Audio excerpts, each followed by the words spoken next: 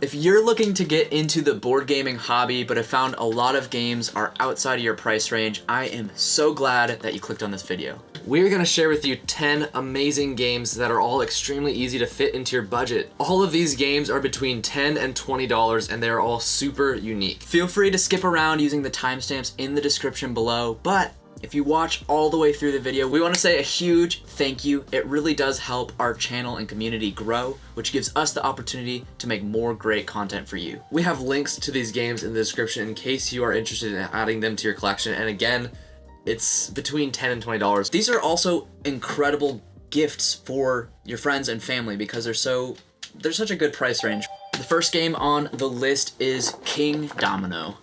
Kingdomino is an incredibly simple, short, easy to learn game.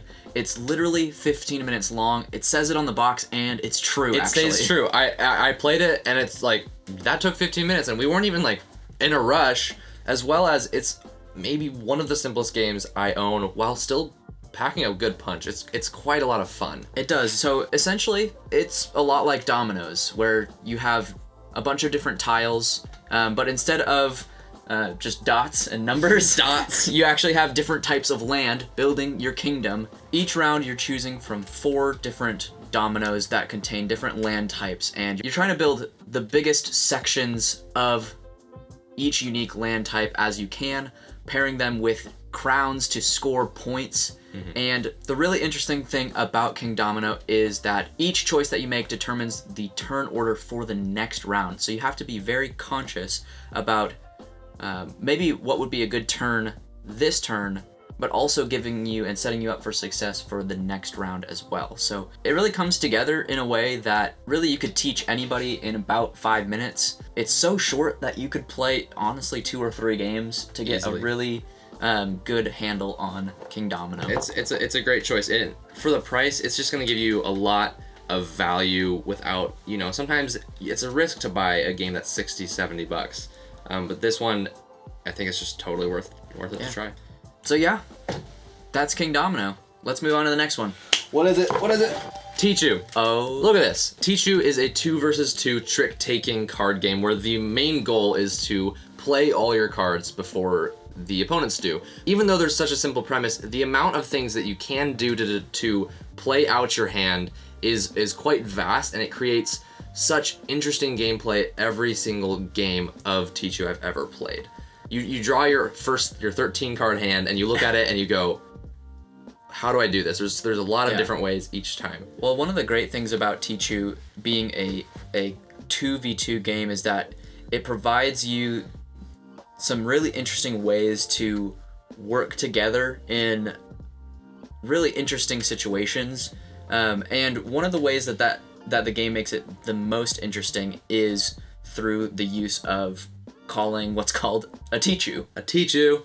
If you call a Tichu, you're basically placing a bet saying that I'm going to be the one to go out first before everyone else. And if you do, your team gets 100 points. Extra points, baby. If you don't, your team gets negative 100 points. Before the round even starts, you're already like on the edge of your seat, super excited about the possibilities, the triumphs, the failures. So it really packs a punch, and it captures so much tension in the midst of that. It's got so much tight decisions, and there's so many moments where you look at, you're about to lead a card and you're looking at what you can do. You're like, this decision here is integral. And so it creates some of the most fun, tense, exciting gameplay moments in any game, and it stands out among my favorite games that I've spent hundreds of dollars on as being also as great. One of the highest valued games, which is incredibly impressive. Especially if you're a fan of just regular card games with a regular deck of cards. This is a perfect game for you. It's essentially a normal deck of cards, except they've added 4 unique special cards into the game. The Mahjong, the Hound, the Phoenix, and the Dragon all play an extremely unique role in each and every hand. Honestly, every time someone lays a card, there is a drastic excitement that comes through. There is so that much you're good like, stuff. oh man, this means so much to what's gonna happen next. There is so much good stuff, and we could go on for quite a while, but we're gonna move on. We hopefully will make some more content about Tichu, maybe some playthroughs, because I think that this game it's like so fabulous. Fabulous is the only word that works there. Check the link in the description if you're interested in Tichu. We're on to the next game. Decrypto. This is a word clue party game that is also teams fighting against each other to Decode secret messages, and it's insanely good. I am continuously impressed every time I play it about how dang good it is. I'll just say it right now. It's better than Codenames. Way better than Codenames. Whoa! Now here's the thing. I love Codenames. It's good. I think it's a great party game. It's a little bit simpler than what Decrypto offers, but Decrypto's word puzzles are way more exciting and way more interesting to me. What makes word clue puzzle games so interesting to me is that it's basically playing with the idea of what meaning is, and what denotation and connotation involved with communication. I think that linguistic stuff like that is so fascinating, and Decrypto is one of the best in that way. It does it so well. Through the whole game, each team is going to have 4 words. Those are their secret clues that the opposing team is trying to better understand. So each round, a person on their team is going to get a sequence of 3 of those 4 words to give clues for. Not only are you trying to, like in Codenames, give clues to help your team reach your goal, but at the same time, you have an opposing team that is trying to crack your code. They're trying to get in, infiltrate, and receive the codes you're trying to give. So there's a duality there that isn't in Codenames, where you're trying to be as clear as possible to your team and as cryptic as possible to the other team, all at the same time. And striking that balance is both brilliantly exciting and fun, and really challenging, but it's so good. There's basically 2 win conditions. Either your opponents fail to communicate to their team twice, or you can decrypt their code 2 times. Yeah. So, every single time you give a clue, if you are too vague, yeah, your team might completely fail and you're that much closer to losing. But if you make such a simple clue that your team easily gets it, your opponents might be able to decrypt your code. And so, finding that balance is so fun. It is. So you're right. The duality there is incredible. You're actually, each round gets more and more challenging to create a good clue that finds that balance. So it doesn't ever get washed out, I feel like. Yeah. It just keeps getting more and more interesting. And for any of you out there who are just word puzzle clue giving lovers, if you love Codenames already, this is a great addition to your collection. To explain the actual puzzle and the actual gameplay, it would be a little bit hard to describe without going a little deeper into it. So we're gonna link a video from Shut Up and Sit Down, the recent review of the game. It's what convinced me to buy the game. That video will help you to maybe further convince you if you are that interested. I think that is absolutely worth looking into. Give this video a like if you are enjoying it so far. It really does help out our channel and help this video get to more people. So if you're finding any value out of it, hitting that like button really helps. The next game on the list is Letter Jam. We actually don't have the box with us. It is with our parents because they love playing the game too. We love playing with our mom. Letter Jam is a cooperative word game, and you are actually giving clues to your team to help them to determine what letters they have. You're gonna start with 5 letters in front of you. You don't know what any of them are, and you're gonna reveal one at a time to the rest of your team. So you'll all have 1 letter standing up in front of them, and the team will take turns giving clues 1 letter at a time to spell out a word, including sometimes the hidden letter that's in front of you that you can't see. You're gonna use those clues to narrow down and deduce what your letter is, and then you can move on to the next one. There are a limited number of rounds, so every clue is incredibly essential. Exactly. And this is where Letter Jam becomes really interesting compared to a lot of other spelling-based word games. Yeah. It's not about having the best vocabulary and spelling the coolest words. best word to get the most points. The game is about spelling the best word that helps the most people, because some clues are going to be vague, and that guy might go, this could be 5 or 6 letters because blank A-R-T could be anything. Art, tart, cart, dart, dart, Lart? No, that's not a word. Lart's not a word. Hey Siri, what does lart mean? Larch? That's not what I said. Anyway, so the clue giving isn't about having the best word, but having a really clever clue, which makes it really exciting. It makes you think outside of your perspective because you have to understand from each person you're giving the clue for, what are they going to understand? What letters are they going to say? Have? And will they be able to narrow down enough with the information that they have to figure out their letter? And you have to do that for each person. It really comes to a grand finale when every letter that you've kind of narrowed down is still hidden information. You won't know what those letters are until the end of the game. At the end, you sort your cards together to spell the original word that you got. After that, you do a grand reveal of each of your cards. And it's so funny. Sometimes it's hilarious because of how wrong you are. And then you look back and you're like, I just didn't even think about this. And then you look back and you're like, that clue was so dumb. And then you can finally insult your friends. Yeah. No, it's really funny. Sometimes it's so funny. Sometimes it's just super satisfying that you were able to narrow down or even take a risk not knowing all the information and moving on anyways because you only have a certain amount of time. So Letter Jam's a great game. Letter Jam's great. Again, link is in the description if you're interested. It's another great word game. So let's get on to the next one. Another great cooperative game is The Mind. The Mind. Some call it not even a game at all. We think that it is actually a brilliant game that creates incredibly fun cooperative moments. Some of the most exciting moments in games I've ever had have been playing The Mind. The Mind is an extremely simple game. It's a deck of cards from 1 to 100, and essentially each round is going to increase the amount of cards that are dealt out to all of the players, and the goal is simple. Play those cards as a team from the lowest to the highest. It sounds simple, but it's actually incredibly hard because you can't talk at all. You can't say anything, you can't communicate. And this is why some people think it's not even a game, because they're like, that was a fun social experiment or like cognitive activity, but it's not a game. And they're wrong, right? Maybe not. There's a lot of interesting discussion to be had. I personally think everything that I would require a game to have. Have you ever had one of those moments where you know exactly what someone else is thinking? If you haven't, you gotta play The Mind because figure it out. You will have it. It's simple. All you have to do is play all the cards in the right order, but you can't communicate and you can't talk about what cards you even have, and so you're trying to link minds and play them in the right order from lowest to highest. And so maybe I have the 1 in my hand. That's for sure the first card, so I'm gonna play it immediately. But maybe someone has a 22. They're like, that's sort of close. Maybe I have the 16. Yeah.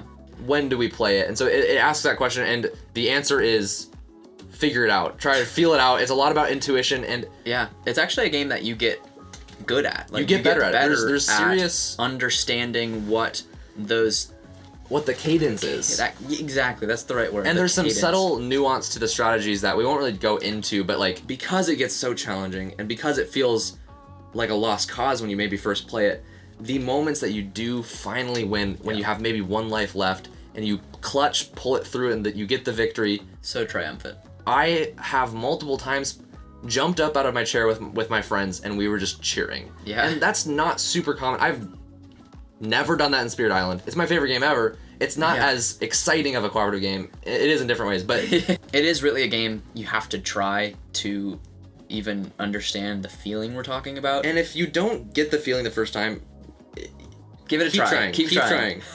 I want to hear from you. Tell me what your favorite cheap games are, the ones that are within that low price range. What are your favorite ones? We want to hear what you have loved playing, so maybe we could even find some more games to buy. Or if you found a pretty expensive game for a really good deal, I'd love to hear about it. What's your best deals you've gotten? We got Twilight Struggle, which is normally a $60 to $70 game for like $16 at Vintage Stock. The next game is another cooperative game in a nice small box. This game is called The Grizzled. The Grizzled is intense. It's a game about war, about survival, but more importantly, about friendship. The tagline says, "Can friendship be stronger than war?" The answer is yes, but It's going to take a lot. It's going to take a lot. And so this game plays out incredibly tight. It's very, very tricky, actually. It feels, in the right context, feels like a real war that you're going through. It's not a thematic game. It's not about war. Like, you're not playing a war game. It's quite a simple, almost puzzly game, but like you said, it's the feeling that counts, and it's really actually an asset to the game that it is so simple, and it creates really cool moments. It feels like everything is against you. Each of the cards in this game represents a threat, and players are going to take turns playing one of their cards from their hand, which has most of the time 2 different threats on it. Maybe it's rain and bullets. Not good. Then the next player, we just go around playing threats, but the problem is, if there are ever 3 of a single threat, so 3 cards with rain on it, you lose the round. You lose the round. So what you're required to do is retreat before that happens. Yeah. Which, the push and pull of pushing your luck and trying to get as many of your cards laid down as a team to be able to retreat safely just feels like such a war. So every round is going to end in your ability or lack thereof to retreat safely. And this allows you to give support to your friends and regain some sanity. You can gain permanent effects called hard knocks, which make playing the game even harder. Which you're basically scarred. You're scarred. You have some kind of extra difficulty tied to you specifically, which can throw a wrench in the game plan for sure. There's a lot of these hard knocks, and as you're playing them on your characters, it's getting scarier and scarier. But again, every round you get to give support to somebody.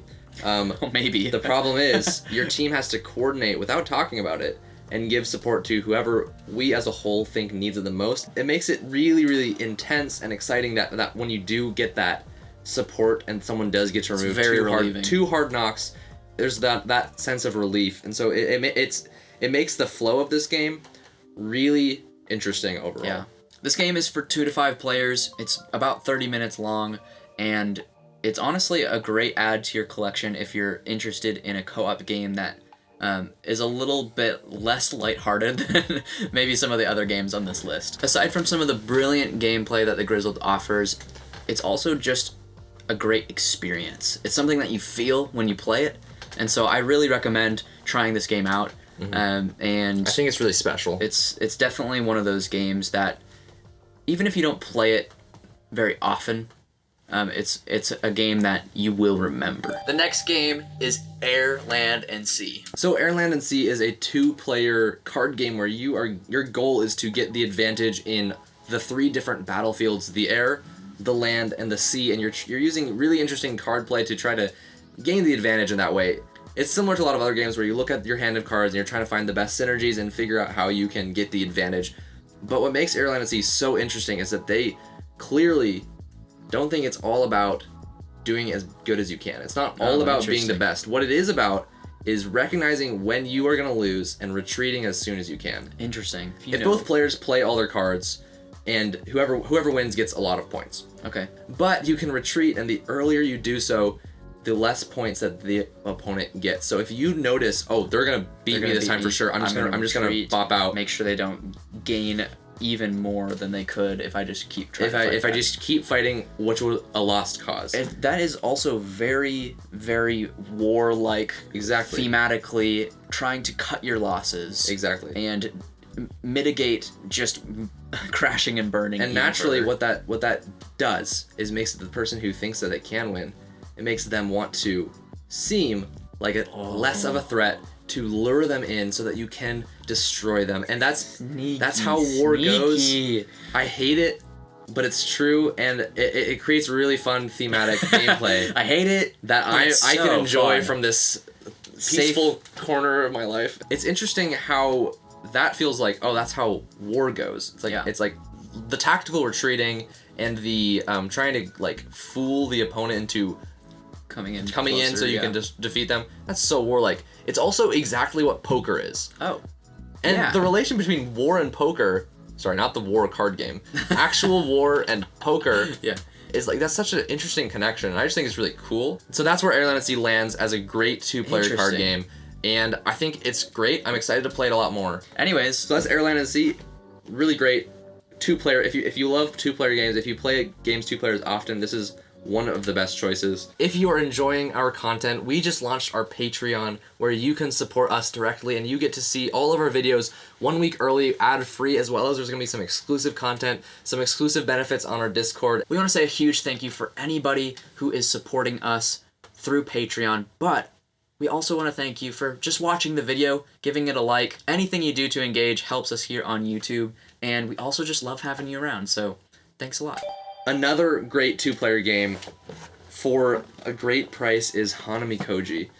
This is one of my favorite games. Honestly, me too, and I haven't played it as much as you, but I could tell right off the bat that this is one of those games that is easy to learn and difficult to master. And a lot of games claim that. Right. This one is one of the most dramatic examples of it because the nuance of the decisions are increasingly complex and exciting, And there's without being complex. Right, there's only 4 things you can do in the game, and you do one of them at a time, 1 time per round. Wow. One of them at a time, 1 time per round. So it's extremely straightforward, and there's actually a pretty limited amount of things you can do. It's great, and the more I play it, the more I'm convinced of this. I think it's a wonderful game. Hanamikoji is actually similar to Airland and Sea and a lot of other games where you're using your cards to try to get the advantage in as many of the different areas as possible. In Right. Hanamikoji, instead of battlefields, it is geishas. So in Hanamikoji, there are 7 different geishas, and your goal is to win the favor of them by giving them the most gifts. Each of them has a different number of item cards corresponding to them in the deck. So you're looking at the item cards in your hand and trying to figure out how you can best use your actions to win the favor of, if you can get 4 geishas, you win the game. So there are 4 actions. One of them, you choose a card in your hand and you get to score it. And that's going to be on your side when it comes to determining that favor. The second one is actually trashing 2 of your cards. These cards will not score For either side. for either side, but the opponent doesn't know which 2 cards you trash. So The third action, you actually choose 3 cards from your hand, play them on the table, but then the opponent, you, gets to choose one of the cards from there that they want, and then you get the other 2. the fourth action is very similar, except you take 2 sets of 2 cards. One is going to go to the opponent, they choose first, and then the other 2 go to you. Both of these create a very interesting give and take that you're trying to essentially create an option that looks enticing to the other player, but really you get the benefits you advantage. the most. It makes for really exciting decisions when you're choosing those cards, and it makes also for exciting moments when the opponent's taking their turns because you get to make those choices. For me, what makes it so good is it mitigates all of the bad feelings that sometimes happen when somebody outplays you. Yeah. Because even though there is a lot of opportunity to be outplayed in Hanamikoji and for someone to finesse the game and beat you because they're better at it, it doesn't feel as bad because you get some of those decisions. It's not so much like, haha, I win. It's like, okay, here's my choice. What are you going to do to make it as best as possible for you? So That's a really great it's point. really, really solid in that way. It feels like a fun challenge and 2-player, like, head-to-head game Yeah. with like serious competition, but it doesn't, for me, It feels like a push and pull. good most of the time. I highly recommend getting this game, trying it out with another person, and just playing as many games as you can with that person.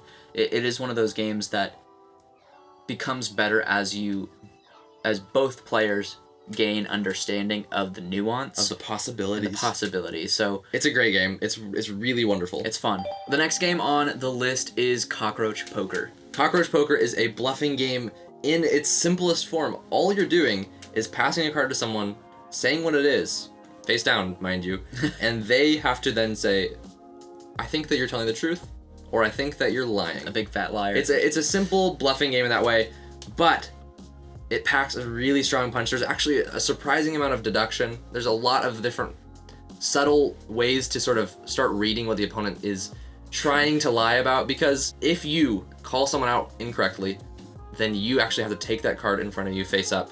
But if you call them out correctly, then they have to take the card. It's very black and white. It's very yes or no. Like it's quick. It's fast paced. It can be extremely fun.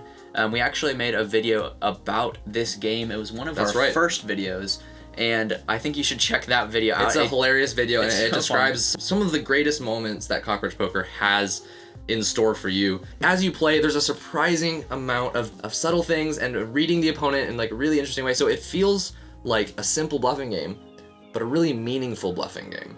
It's meaningful in the fact that like there aren't really rounds to the game. There aren't turns. It's very free flowing, very just try this, try that, and see what you can get, across the table. And so it's meaningful in that way because it feels like a conversation. That's a really cool way to put it. Yeah. What makes the game interesting, beyond the fact that you're doing cool bluffing stuff, is that there's a third option. Instead of calling them out as lying or telling the truth, you can look at the card and pass it to somebody else. And that in itself creates so much fun moments because all of a sudden he passed it to someone else. Yeah, not just one person saying a lie or a truth. Then there's a second layer. And you can say anything you want. You can say, it's actually a frog. It's actually a frog.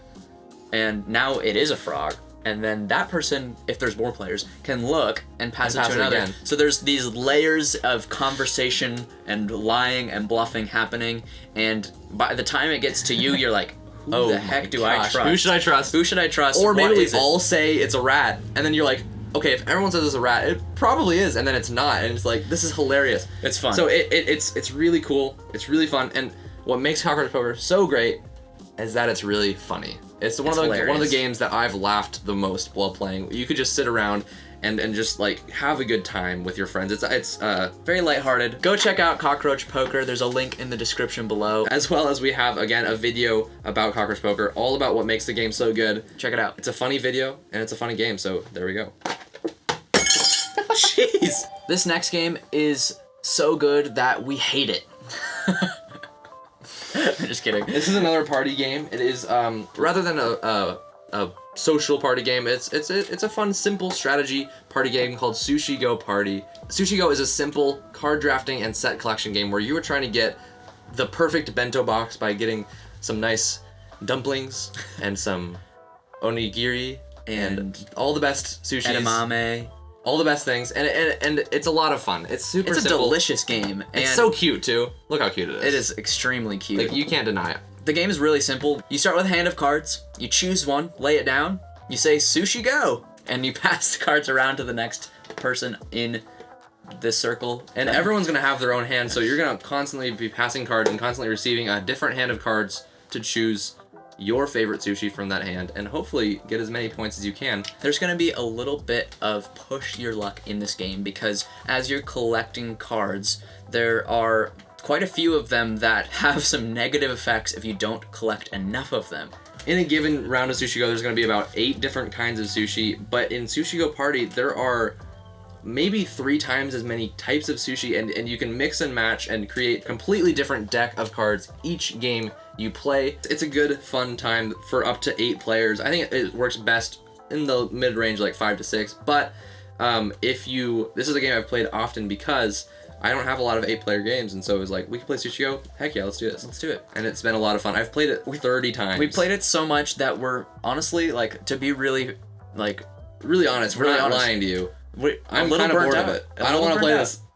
It's not our first choice anymore because it was our first choice so many times. 30 times. 30 times. And a lot at once. So I honestly highly recommend it for a lot of people. I think many, many people will enjoy this game and this set of extremely fun, cute, loving, and it's just so cute, sushi guys. It's just so cute. You get to just enjoy all the fun little things that you see as you pass around these cards. It's a great experience. It says in the box that you can play with ages 8 and up. And so if you have kids, this is actually a really great, simple game to show them. There's enough in the game to be fun for you while you get to play with your kids. And that's really valuable for a lot of families. This game makes me want to eat sushi every time. And we've done it. We had a Sushi Go. Sushi Go. So wait, Sushi Go Party.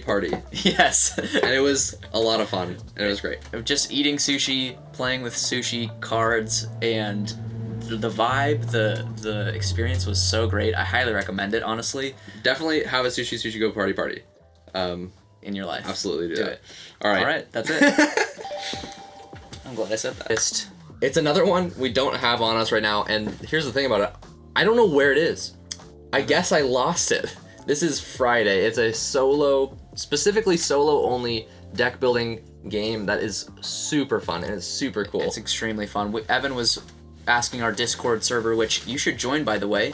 Go check out the Discord in the description below. We talk about games all the time. It's super fun. We just hang out. But he was asking, what should I play today? I've got some time. They all voted on Friday, and he was like, guys, I don't know where it is. Well, Evan, I have a surprise for you. Did you find it? As I was pulling out the games on our shelf, it was actually right behind the Grizzled, and so I hid it away to show you. We do have Friday. We have Friday. Thanks for finding Friday for me, dude. You're welcome. I'm really glad that. So I can play this now. This is a great game. In Friday, you take the role of Friday, and you're teaching Robinson Crusoe, who's on all the cards, how to survive. So you're Friday, and Robinson Crusoe shows up on this island, and he's an idiot. And you're trying to teach him how to survive and how to be smarter and all these different things. It's really, really brilliant in a lot of ways. It's a simple deck building game, but it's quite challenging. And as you play, your character, as you face the different hazards, legitimately feels like it's growing and developing in a way that feels organic, that a lot of deck building games don't capture, even with their complications. The way that it works is that every round you're just going to be facing a different hazard, and you have a certain skill that you're going to need to surpass, basically. Right. And if you do, then you get to take it, flip it over on this side of the card, and you gain the skill. You get a new card into your deck, and that's going to help you quite a bit. The great thing about that is, even if you fail that objective, if you fail against that hazard, you get to remove bad cards from your deck, which in a deck builder is so valuable because you get to see your better cards more often. So you legitimately feel like you're learning and growing as a person in the game. So to face a hazard, and then either you succeed and you get something for it, or you fail and you learn from it, that creates just an organic system, and it feels really thematic in that way. So I think it's really fun. Not like a super narrative driven game. The game just has such a strong design concept and fundamentals that I just really highly recommend it. And if you are looking for a solo game, this is a great option. We have a lot of other videos that list some of the best solo games, but this one on a budget is one of your best bets. Definitely. The last game on our list is Ganz Clever, another game that we don't have here in our studio. Ganz Clever, or That's Pretty Clever, is exactly that. It's a very clever roll and write game that is very fast, 1 to 4 players. Basically, you're rolling dice every round and choosing specific values and of specific colors to write in your sheet. There's 5 different colors that correspond to a different puzzle, and it's funny just hearing you explain it.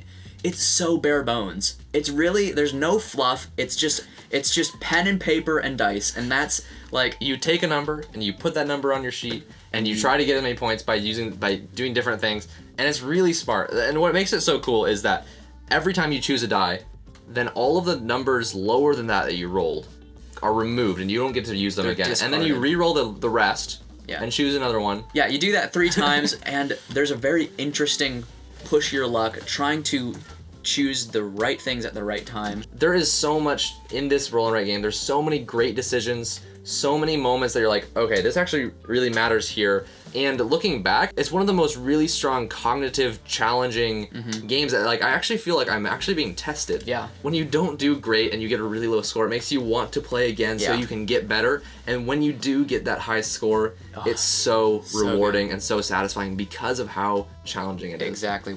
But one of my favorite things about Ganz ever, and this is probably this is unique among a lot of different roll and write games, is the synergies and the combos you can get. Each of the 5 sections has bonuses that you can, when you accomplish a certain task or mark out a certain box, you get to then get a free mark on a different section. As you ramp up throughout the game, you start to get more and more of these synergies, more of these combos between the different places, and it just feels so exciting and satisfying when you're like, ooh, I can do this, and then I can do that over there, and that sets me up over here for the next turn. And it's so fun. It's crazy describing it because you're saying, you get to do something, and that lets you do an extra one thing For free. and then maybe another extra one thing, and it can happen a lot of times. What a simple thing to be. So exciting. Just catharsis to a human. Who are we? What are we doing? That is pure ecstasy for us. So we love Ganz Clever. Ganz Clever is one of many great roll and write games that are all a really, really good value. Yes. Almost all around that $10 to $25 range. We have a video describing 5 more incredible games like Ganz that you should go check out. Click this video right here because I think you're going to find another 5 games that you may add to your wish list. They're, again, great budget, great value. They're all so good. So check it out.